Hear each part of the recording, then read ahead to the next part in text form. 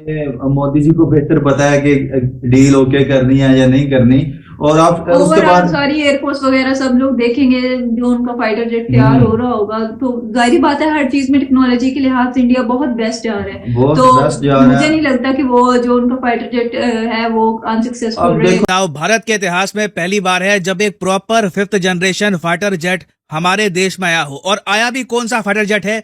दुनिया का सबसे एडवांस्ड फाइटर जेट जिसको माना जाता है F-35 ने इंडिया में कदम रखा है। यहाँ पे आप देख पाओगे 2 F-35 इंडिया में भेजे हैं यूएसए ने। और अगेन इंडियन मीडिया यहाँ पर ओपनली कह रहा है कि ये बिल्कुल दुनिया का सबसे एडवांस फाइटर जेट है। हालांकि कुछ लोग यहाँ पर डिस्प्यूट कर सकते हैं कि नहीं, Su-57 जरा अच्छा है, या फिर इवन कुछ लोग कहेंगे कि F-22 जरा अच्छा है। मगर बाय एंड लार्ज जो यूनिक टेक्नोलॉजी है F-35 की, ये आपको बहुत ज्यादा कम फाइटर जेट्स में मिलेगी, चाहे दुनिया में कहीं भी आप देख लो। और अगर आप सोच रहे हैं कि यूएसए ने ये अत्याधुनिक फाइटर जेट इंडिया में क्यों भेज दिया, देखिए इसके पीछे 3 रीजन है।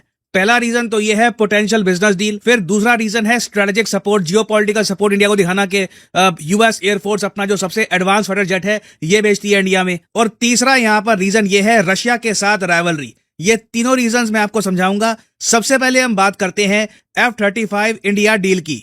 नाउ F-35 फाइटर जेट की मैं कहूंगा सबसे ज्यादा डेडली खूबी ये है कि यहाँ पे ये लोग यूज करते हैं JSSM-ER मिसाइल्स को। मतलब कि ये ऐसे मिसाइल्स हैं जिनकी रेंज 1000 किलोमीटर से ऊपर हो सकती है। अभी रिसेंटली ऑस्ट्रेलिया ने कहा है कि ये लोग JSSM-ER का जो मिड रेंज है ये परचेज करेंगे, जिससे ऑस्ट्रेलियन फाइटर जेट जो है इनके पास ऐसे मिसाइल आ जाएंगे जो 900 किलोमीटर दूर हिट कर सकते हैं विद प्रिसिशन। उसके अलावा देखिए F-35 फाइटर जेट में स्टेल्थ एबिलिटी माना जाता है दुनिया में बेस्ट है, किसी भी रेडार में डिटेक्ट होता नहीं है। अब अगेन कई लोग कहते हैं कि S-400 इसको पकड़ लेगा, इसको डिस्ट्रॉय कर लेगा, कई लोग कहते हैं कि नहीं कर पाएगा।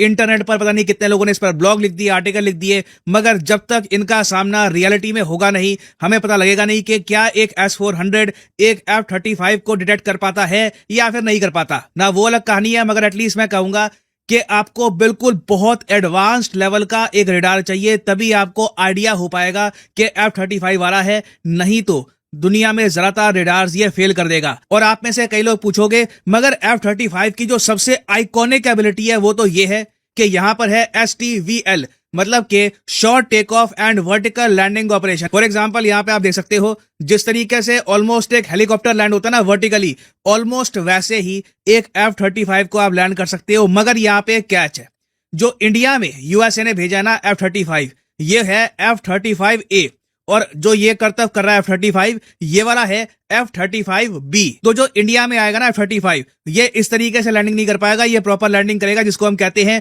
CTOL, मतलब के conventional take off and landing. STOVL वाला जो फीचर है ये आपको F-35B और कुछ हद तक F-35C के वेरिएंट में मिलेगा।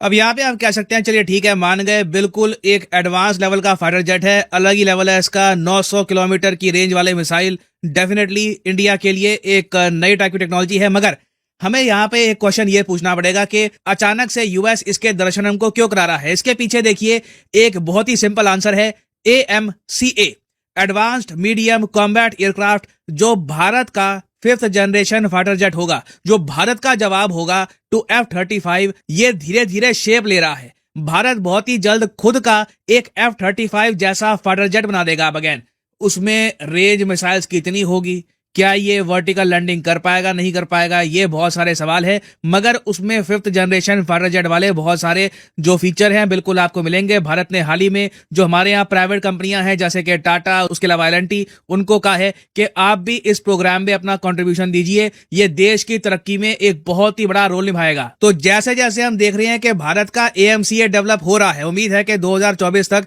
इससे रिलेटेड काफी एक अच्छी खबर सुनने को मिलेगी।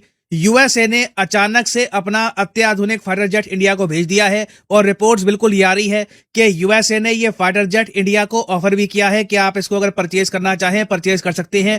ऑब्वियसली इंडिया इसको परचेज नहीं करने वाला। हमने ना इनके F-16 लिए, ना F-18 लिए, ना मुझे लगता है कि हम लोग F-35 परचेज करने वाले हैं, क्योंकि इंडिया का एक बार खुद का 5th जनरेशन फाइटर जेट एक बार बन गया तो उसके बाद इंडिया को एक बड़ी एज मिल जाएगी ऑस्ट्रेलिया, जापान, दुनिया भर के सारे कंट्री से, क्योंकि वो सब देश कहीं ना कहीं हमेशा डिपेंडेंट होंगे यूएसए पर।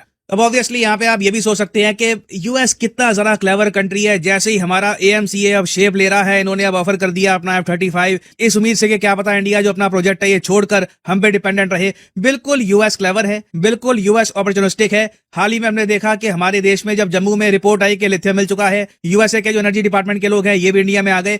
बिल्कुल इसी तरीके से एक कंट्री टॉप पे पहुंचता है। They are very opportunistic and they are clever. और इनको ये भी पता है कि इंडिया ने अगर मान लो सिर्फ 10 F-35 खरीदने का मन बना लिया तो आराम से जो ये पूरी डील है ये 4 से लेकर 5 बिलियन डॉलर की पड़ जाएगी। अब आप कहोगे वेट 4 से 5 बिलियन डॉलर, मगर गूगल करो तो पता लगता है कि F-35 फाइटर जेट की जो कॉस्ट है ये 90 से लेकर 100 मिलियन डॉलर की है। देखो ये वहां पे लिखा होता है मगर वो बहुत ही बेसिक कॉस्ट है। उसके अलावा आपको जो इसमें सपोर्ट चाहिए होता है, वेपन्स चाहिए होते हैं, दुनिया भर के और एड ऑन्स होते हैं। इंडिया ऑफ कोर्स अपने हिसाब से इसको मॉडिफाई भी करवाएगा। तो फॉर एग्जांपल जब कनाडा ने ये F-35 फाइटर जेट परचेज किया था तब इनको भी 450 मिलियन डॉलर का पड़ा था एक फाइटर जेट। तो आप अंदाजा लगा लो कि इंडिया को भी इतने का ही पड़ेगा। और 10 फाइटर जेट का मतलब ये है कि 4.5 से लेकर 5 बिलियन डॉलर, रफली आप कह लीजिए 40,000 करोड़ रुपए यूएसए को पे करने होंगे। अब ये तो मैंने आपको बात बता दी है डील के बारे में, पोटेंशियल डील के बारे में, जो यूएसए को उम्मीद है क्या पता हो जाए अगर इंडिया का AMCA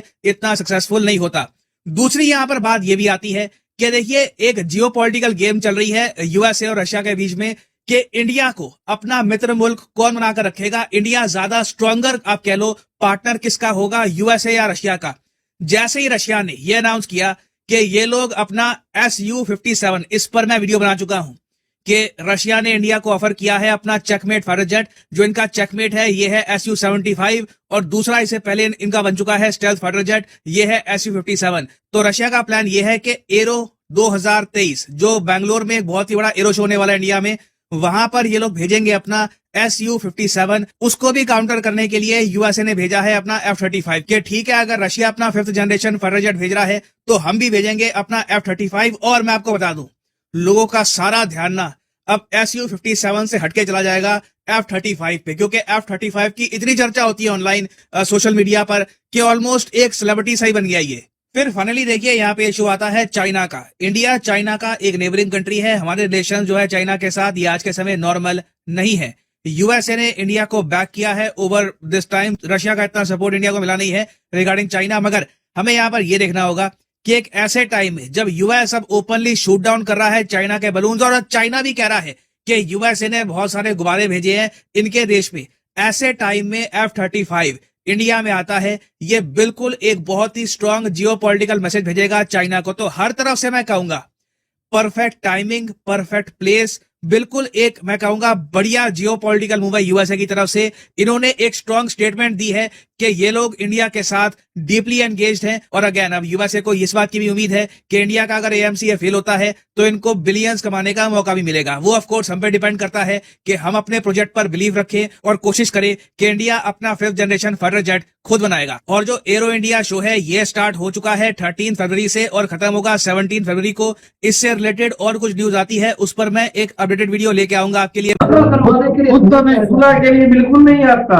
खुद भाई लड़ता नहीं है, मैं लेकिन ये आता है कि भाई मैं तेरे साथ हेल्प करता है, पैसों से हेल्प करता है, हथियारों से। जंग में कूद जा तू। ये यूक्रेन को कितने बिलियन डॉलर उसने दे दिए, थपथपा रहा है ना। हाँ वही लेकिन वही ये बात, मतलब कि इसका भरोसा नहीं है। भरोसा भाई साहब, जब इंडिया और पहले नंबर तो जंग लड़ेगा ही नहीं। हाँ ठीक है, अगर होती है तो वो लड़ेगा अपने दम पे, उधर से क्या लेगा, सिर्फ पैसे और इस तरह के जो हथियार वो ले सकता है।